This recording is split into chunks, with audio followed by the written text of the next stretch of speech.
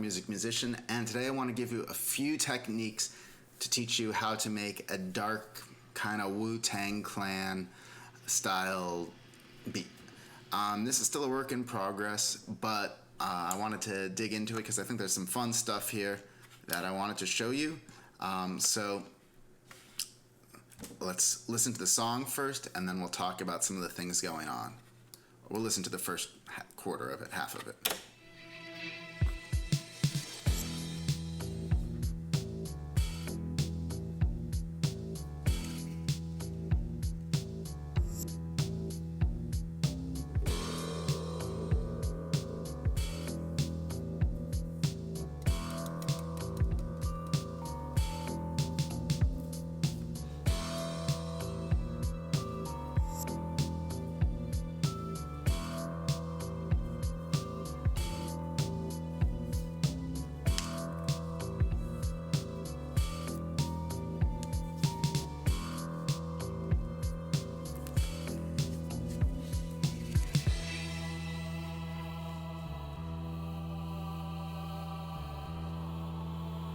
Alright, we'll stop there. Still don't have that choir part dark and evil enough sounding. But let's dig into some of the important stuff that's going on here. First of all, I made a video recently about just how to make a boom bap style drum beat. You should go watch that if you're interested in the drums. Some of my fills are a little off on this right now, and I don't love the tambourine hi-hat sound. This is still a work in progress, but the general groove I'm digging on the drums, and a big part of it is by using a regroove patch, one of the MPC ones. So go watch that hip-hop, old school hip-hop boom bap tutorial. I've got a link up top that should pop up and a link down below. So if you want to get the drums right, check that out. That tutorial is much more about drums. This is more about vibe and groove and stuff like that. So let's look at the first thing here, this upright old nightclub bass. This is just sort of a stock device in Reason. Probably what I'm going to do, we'll solo it. Doesn't sound great by itself.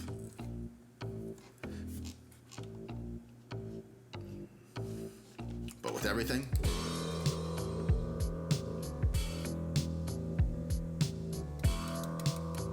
so the big thing is it's sort of vamping around a theme, deep in the groove, and really engaged with the drums. It's not trying to go off on a story about chords. Sometimes a bass line follows the chords or leads the chords, and this is not what this type of bass line is if you're doing this type of song. Really, it's the bass and the drums create the pocket, and you gotta get those two locked in with a few variations that sync over each other, but you're not going anywhere with the bass. The bass is where it is, and that's what creates the hypnotic bounce to it. What I ultimately will probably do is put like a vinyl simulator plug-in on this and a tape saturation plug-in and a few more things just to make it sound older, wobblier, and dirtier. But I'm not at that stage of the production yet. Not fully there anyways. So that's one big part of it. Now let's look at this track is just kind of some Foley sound effects, and I got this from Complete Ultimate. But it just adds a little bit of sinister tension. Now let's look at the piano here. This is really interesting.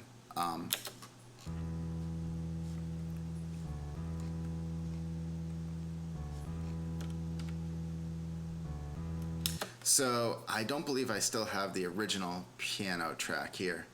But basically what I did was, the reason I bounced it is because I wanted it to sound older, slightly more processed, and time stretched. And again, this one doesn't sound great by itself, but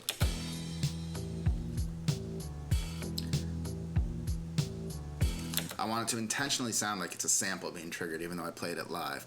And that requires bouncing it to audio, putting some vinyl plugins, putting some tape plugins, etc. The same thing here with the clav. Let's listen to this. What I've actually done is reversed it, stretched it, and I didn't time shift or pitch shift it, but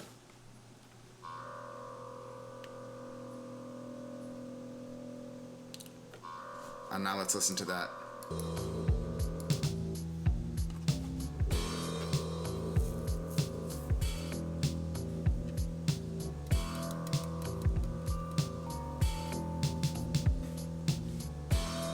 And by just having these of different lengths, what they do is they make it feel like it is sampled, which is a really important part of this for this style of vibe. By bouncing it MIDI tracks to audio, this is what the original track sounded like, I believe, that I sampled it from.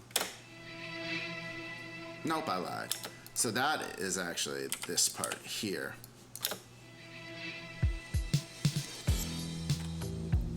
Which I don't know. I don't know if we'll go with that or not. Keep that. Then you've got these circle bells here.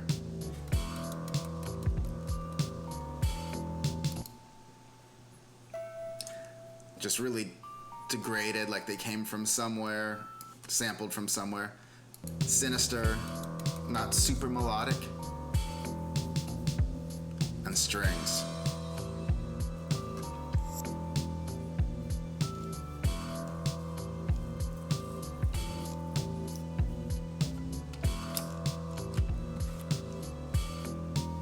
Let's skip to the end here.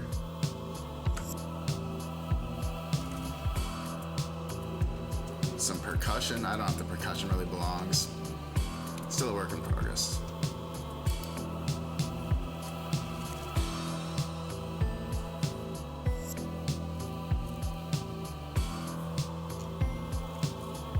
Finally, a melody comes in.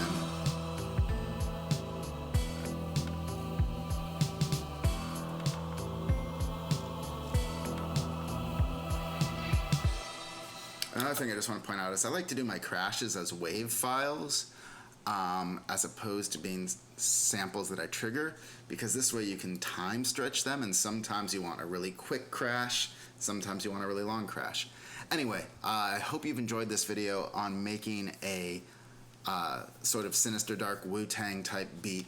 The main elements are getting that drum groove locked in and using the usually the MPC style groove patch. And to check out how to do that, look at my other video. Then creating a bass line that just grooves heavily with the kick and the snare but doesn't really go anywhere.